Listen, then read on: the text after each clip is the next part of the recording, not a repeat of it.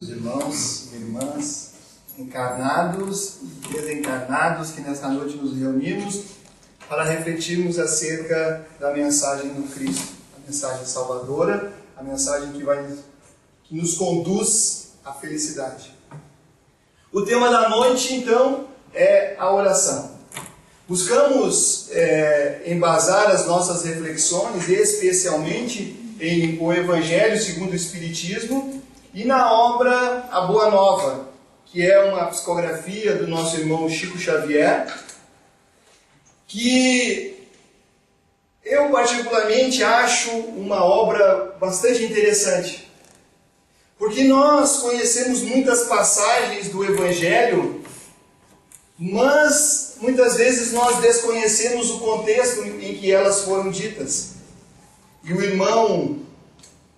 E nesta obra, o irmão Chico Xavier traz muitas passagens com o contexto em que o Mestre Jesus disse aquelas palavras.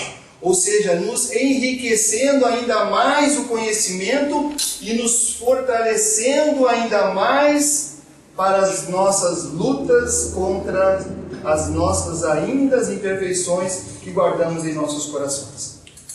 Então, no capítulo Comunhão com Deus, do livro A Boa Nova, é uma conversa de Jesus com João.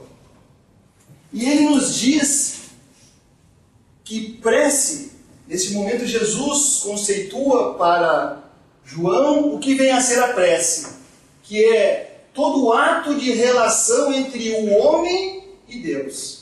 Todo ato de relação entre o homem e Deus.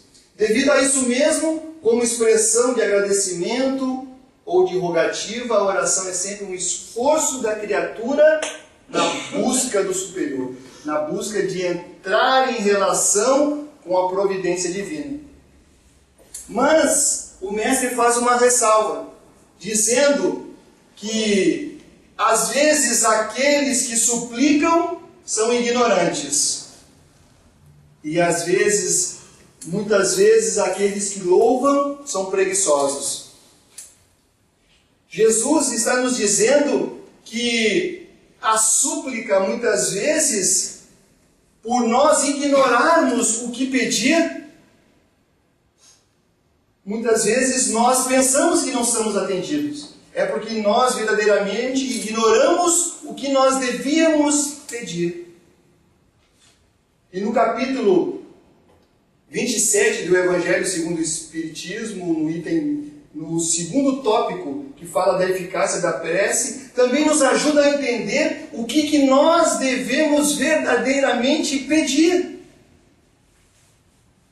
E nessa conversa com João, ele nos diz que se nós somos ignorantes, se nós pedirmos aquilo que não é devido, que não é merecido, que não é necessário, nós não vamos ser atendidos.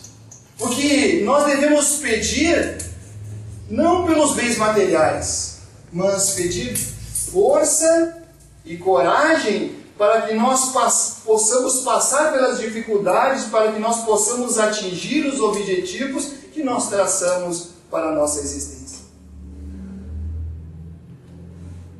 E muitas vezes, somente louvar a Deus, ou seja, reconhecer a grandeza do Pai, reconhecer que é sim o Criador de tudo e de todos, não basta. Porque nós precisamos também trabalhar no bem. E aí então nós vamos ampliar o conceito de oração. Como esse ato de relação do homem com Deus, não simplesmente aquilo que nós vulgarmente vemos ou muitas vezes fazemos de pedir, louvar, agradecer. Mas todos os atos que nós fazemos, seja nos nossos afazeres profissionais, nos nossos afazeres domésticos, todos esses atos, quando nós estivermos trabalhando no bem, nós estaremos em relação com o Pai.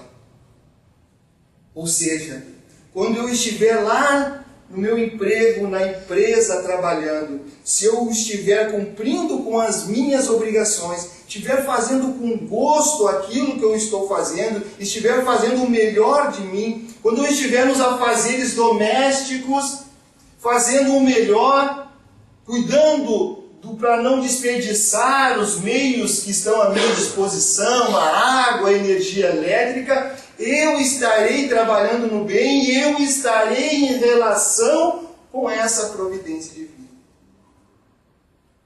Percebemos que o conceito de oração, ele se amplia para nós, na nossa rotina diária. Nós podemos enxergar, então, em todos os momentos, em todas as nossas atitudes, ou nós estamos em relação com o Pai, buscando essa relação com o Pai, ou nós estamos nos afastando.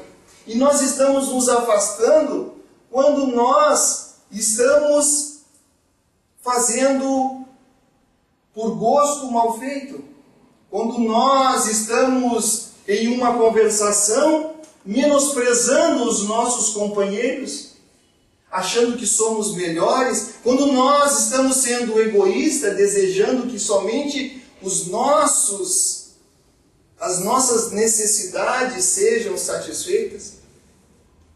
Então, todas as vezes que eu estiver nas mais variadas atividades da minha rotina, procurando, me esforçando para ser mais caridoso, mais humilde, eu estarei trabalhando no bem e eu estarei então em relação com esta força que nos ampara, que nos fortalece, que nos dá, que nos mostra o caminho da felicidade. Porque desta maneira nós estaremos sendo fiéis a Deus. Porque todas as vezes que nós não trabalhamos no bem, todas as vezes que nós agimos contrariamente a isso que nós acabamos de relatar, então nós estamos sendo servidores infiéis. Nós estamos nos afastando desta energia que nos ampara, que nos dá coragem, que nos fortalece, que nos faz seguir em frente quando nós pensamos que não temos mais força para seguir.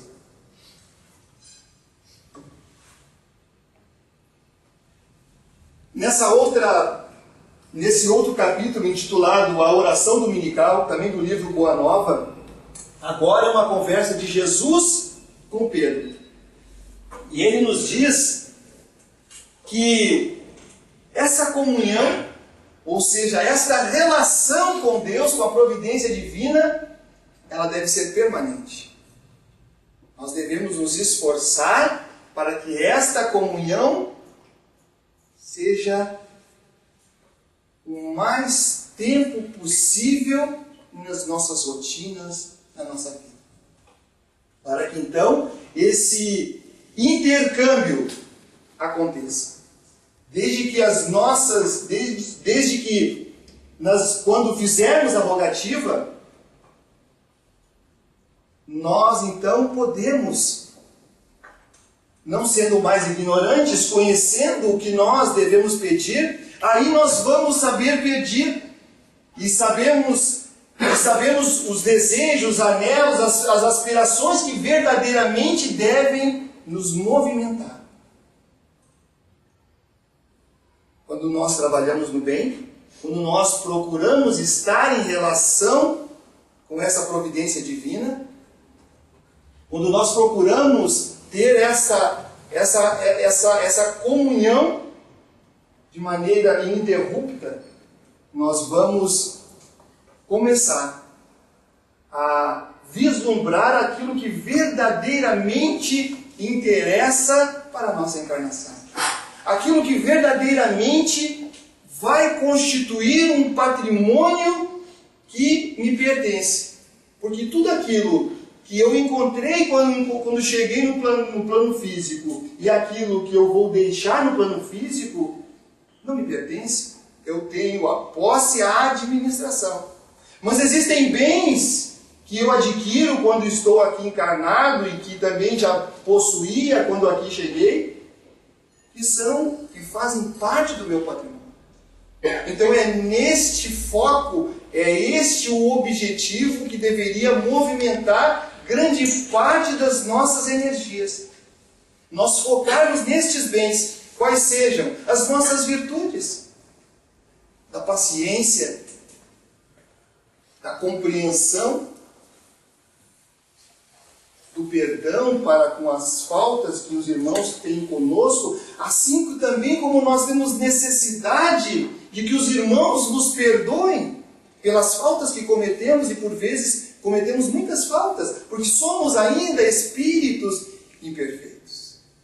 E por isso cometemos faltas, assim como os irmãos que estão encarnados, que se relacionam de alguma forma conosco, seja no trânsito, no trabalho e principalmente nos nossos lares, vão errar conosco. E nós precisamos aprender a perdoar.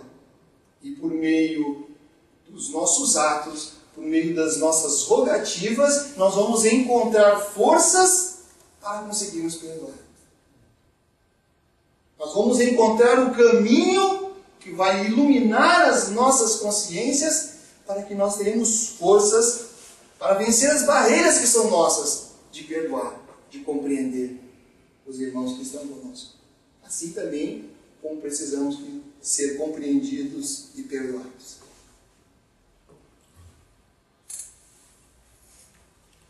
Aqui Jesus diz a Pedro que é necessário que nós cultivemos, olha só a palavra que Jesus usa, que a prece deve ser tão natural como a respiração. A prece deve ser para nós, ou nós devemos buscar, devemos colocar como meta, como objetivo, que ela seja tão natural como é a respiração. Alguém aqui está pensando se vai respirar ou não vai respirar? Qual o momento que vai respirar? É porque nós estamos num processo automático. E é nesse sentido que o Mestre, é essa naturalidade que o Mestre convida a Pedro, e por consequência a nós também, que nós transformemos este recurso em uma coisa tão natural, esta comunhão para nós seja tão natural, que nós estejamos sempre agindo em relação com essa providência divina, ou seja, sempre estejamos agindo no bem e por consequência em relação, em comunhão com essa providência divina de maneira natural. Evidentemente que isso é um esforço nosso, isso é uma proposta que talvez não possamos implementar em sua plenitude hoje. Mas podemos refletir sobre ela. Podemos colocar como meta. E a cada dia, a cada novo dia que o sol nasce, nós possamos levantar e pensar que isto é possível. Que eu sou capaz hoje de fazer melhor do que ontem. E assim então, através dos meus atos e através de rogativas, eu peça o amparo, a força, a coragem para que eu coloque estes planos em movimento, em ação no meu dia a dia. Para que, então, nós possamos nos identificar com o Pai. Esta comunhão, esta relação permanente com o reino de Deus.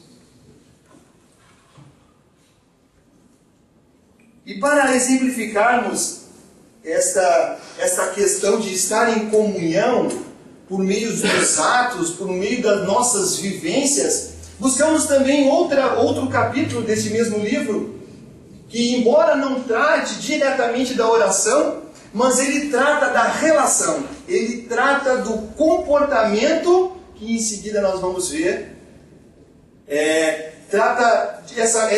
Esse capítulo é uma conversa entre Isabel e Maria. Isabel, mãe de João Batista, e Maria, mãe de Jesus, as duas eram primas. Então Isabel relatava a Maria que João era um tanto diferente das outras crianças, porque mesmo com pouca idade, fazia reflexões muito avançadas para a sua idade. E isto, de alguma forma, angustiava, a preocupava. Aí Maria, falando também da criança Jesus, também diz o seguinte: por vezes vou encontrá-la, falando de Jesus, a sós, junto das águas e de outras, em conversação profunda com os viajantes que demandam a Samaria, que era um estado próximo ao lado da Judéia, ou as aldeias mais distantes nas adjacências do lago.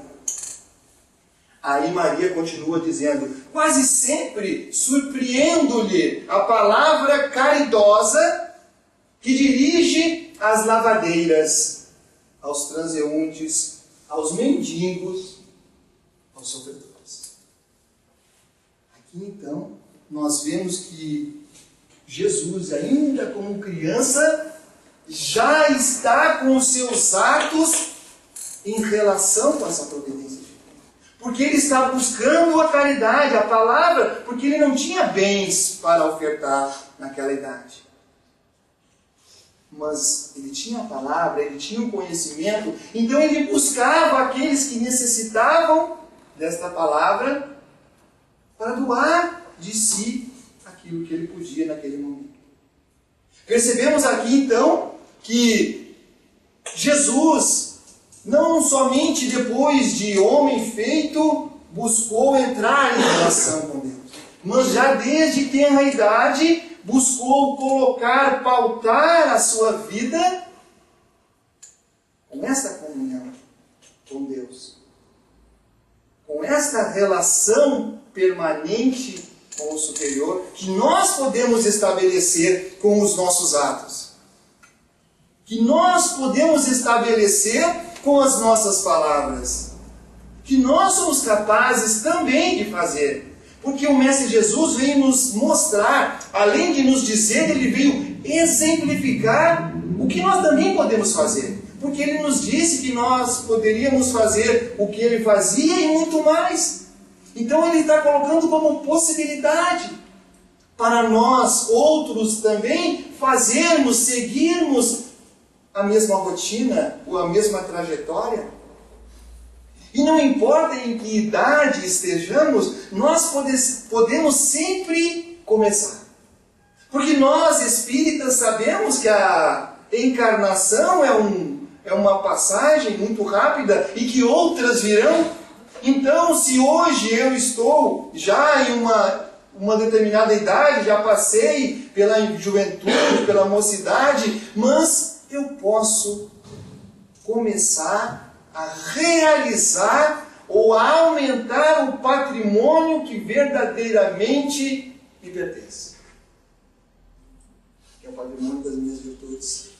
Que é o que vai nos acompanhar além dos portais da morte. Assim como, evidentemente, as nossas mazelas, os nossos vícios, que ainda guardarmos no nosso patrimônio, que é composto de virtudes e vícios. Mas que possamos nós termos a certeza de que nós podemos sim aumentar a cada dia, a cada novo pensamento, a cada nova palavra, aumentar o nosso patrimônio de virtudes. Começarmos a exercitarmos as virtudes.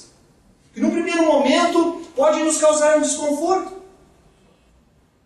Porque às vezes nos acostumamos a alguns hábitos que agora, com a palavra do Mestre Jesus, com os esclarecimentos da doutrina espírita, nós já sabemos que são atos que prejudicam a minha comunhão com Deus. Então, se eu já identifico, se eu já sou capaz de identificar, então agora está na hora de eu colocar este conhecimento em prática. E em muitos outros momentos Jesus nos dá exemplo. Nesses mesmos 3 capítulos que acabamos de trazer parte deles, quando Pedro vai conversar com Jesus, aí Pedro interrompe Jesus. E Jesus brandamente o atende. Em outro momento, Jesus é interrompido nas suas reflexões e com um sorriso atende.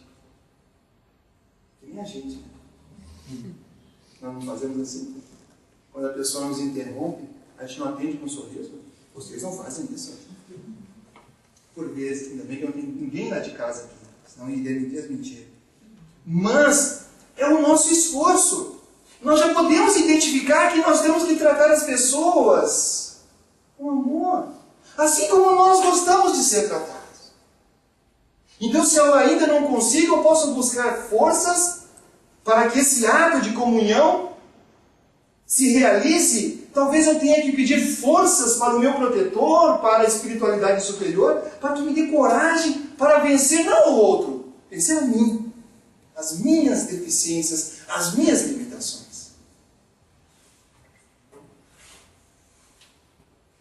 E Maria diz mais, que Jesus falava, aquela criança falava com uma eloquência, com um poder de convencimento que ela não encontrava nos doutores da lei, nos sábios da época.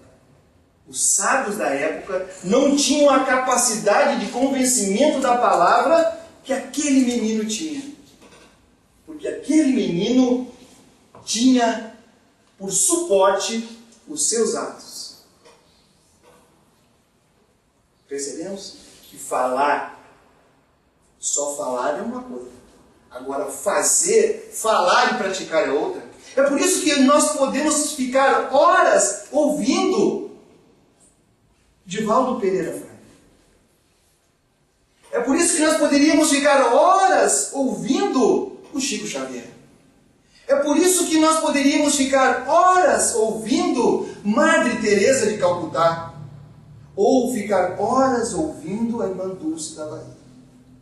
Porque a sua rotina, os seus atos de relação com Deus eram permanentes. Ou bastante mais permanentes que muitos de nós. E isso faz com que aquela palavra do menino era muito mais eloquente que a palavra dos doutores, aqueles que haviam estudado. Porque nós sabemos que os fariseus eram pessoas muito estudiosas. E começavam em tenra idade os seus estudos. Mas esses estudos, este conhecimento tem que ser embasado pela prática. E é isso que o Mestre Jesus vem nos convidar. Para que nós possamos sentir, falar e praticar e agir mais em acordo com o seu Evangelho.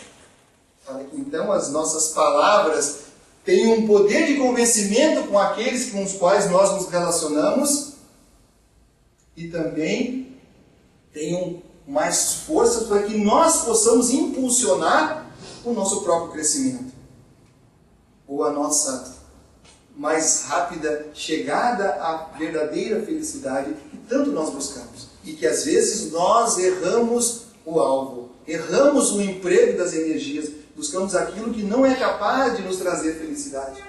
E deixamos muitas vezes passar ao lado as oportunidades que verdadeiramente nós encontraríamos a felicidade.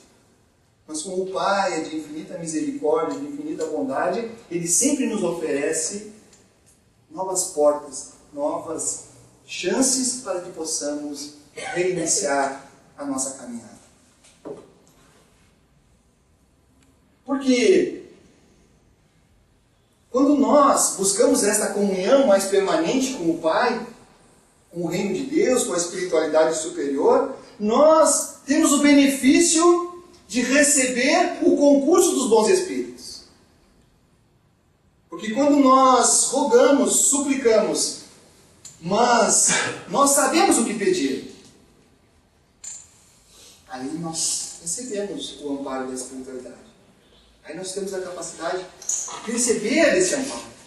E nós sabemos pedir e os nossos pedidos estão sustentados pelos nossos atos. Ou pelo esforço de ser cada vez melhores.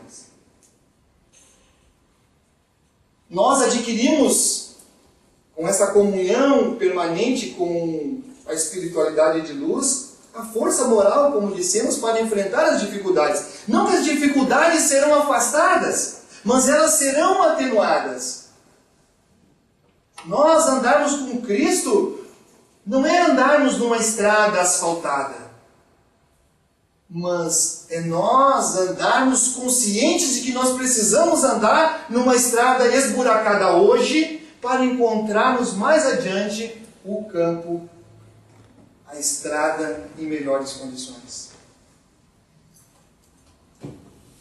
É por este meio também de nós estarmos em relação com a espiritualidade superior que nós afastamos tantos males que são causados por nós mesmos, pela nossa incúria, pela nossa invigilância, pela nossa negligência.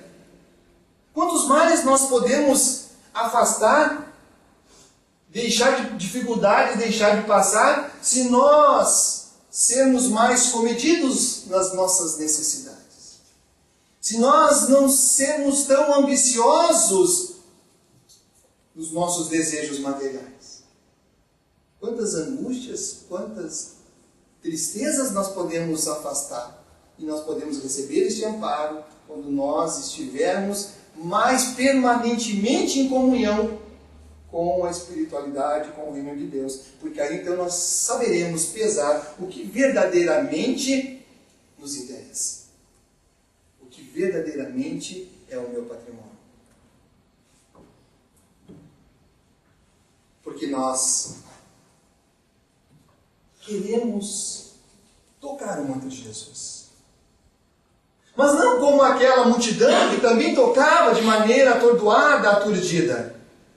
Nós queremos tocar o manto de Jesus como a irmã Luísa.